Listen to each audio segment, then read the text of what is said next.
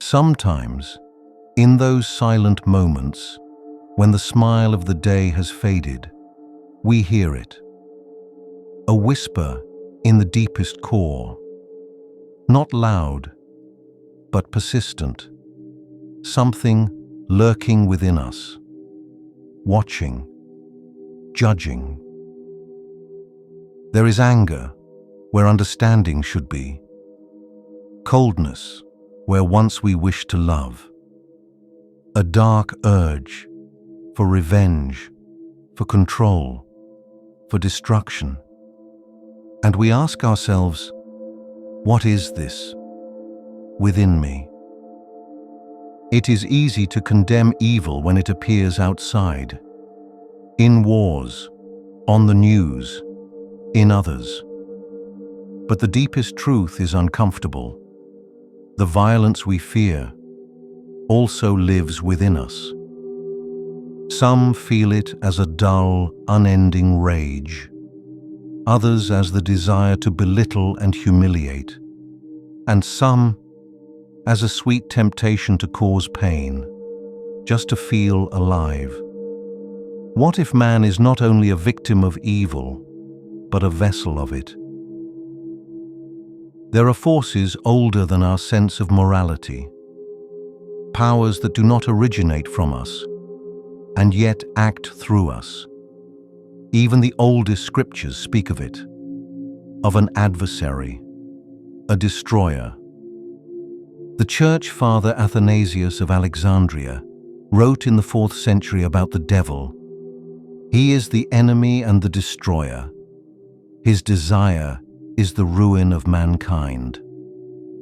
He does not appear in crude form, but in shadows that few eyes can truly see.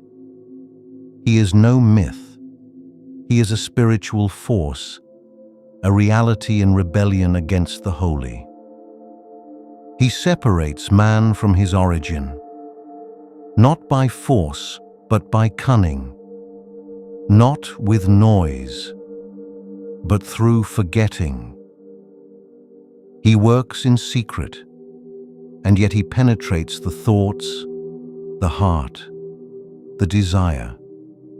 Man does not destroy by his own will alone, but because he has been touched by a will directed against all light.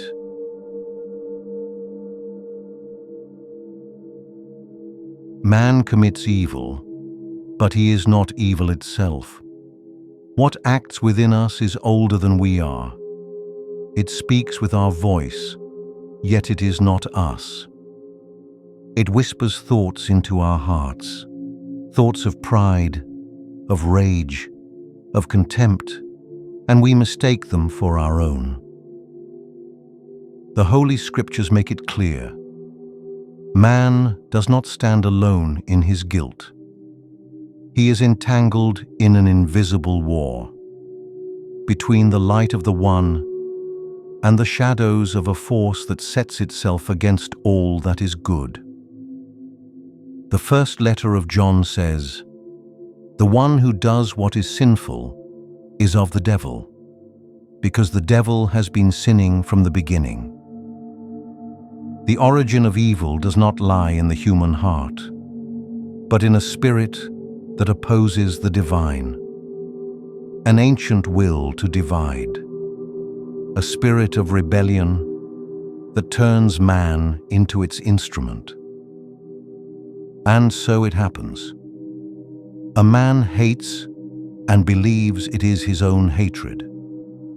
He lies and thinks it is for his protection. He harms and justifies it in the name of justice. But in truth, something has taken hold of him. Like a dark current, this power flows through thought and feeling until the soul can scarcely recognize itself. And while we believe we are acting freely, another will draw us away from the truth, into division, toward nothingness. Man is called to goodness, but the devil clouds his eyes. Man carries within himself the potential for wisdom, for compassion, for inner light. But the devil tempts him to betray that potential.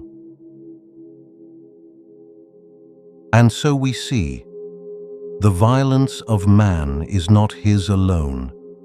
It is a mask, behind which a deeper abyss lies hidden.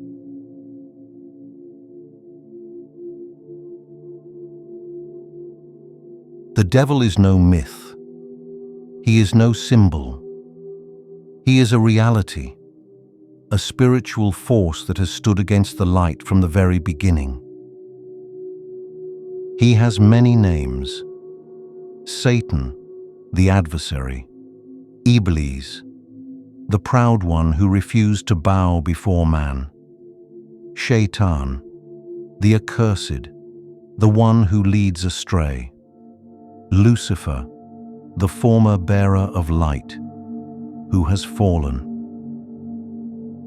The Bible describes him as the father of lies, the one who kills, destroys, and separates man from the truth. In the Gospel of John it says, "He was a murderer from the beginning, not holding to the truth, for there is no truth in him." And in the Quran we read, Iblis said, "I am better than him. You created me from fire, and him from clay." The fall of Satan begins with pride, an ancient arrogance that refuses to bow, that elevates itself, and thus becomes eternally cast out. But his power lies not only in open attack. His greatest deception is this: to make us believe he does not exist. He does not always come with noise. Often, he enters through doubt, seduction, deception. He whispers into our thoughts. He distorts our perception. He feeds our selfishness. The mystic Jakob Böhme once wrote, "Hell is within man himself when he turns away from divine gentleness and gives himself over to his own wild desires." To Böhme, the devil is not merely a person, but a force that takes possession of man when he cuts himself off from his divine origin. And that is where the danger lies. The devil does not force his way in. He adapts. He adopts the language of reason, the tone of morality, the mask of success. He is the spirit that inflates the ego until it can no longer acknowledge anything above itself. No origin, no order, nothing sacred. Thus, man becomes his instrument. He believes he is free, and yet he follows a will that is not his own. Religions of the world recognize the same essence. The devil is not simply evil.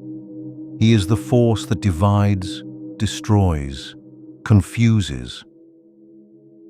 And man? He stands in the middle, between light and darkness, between surrender and rebellion, between a will that longs for truth and one that seeks to pull him away from it.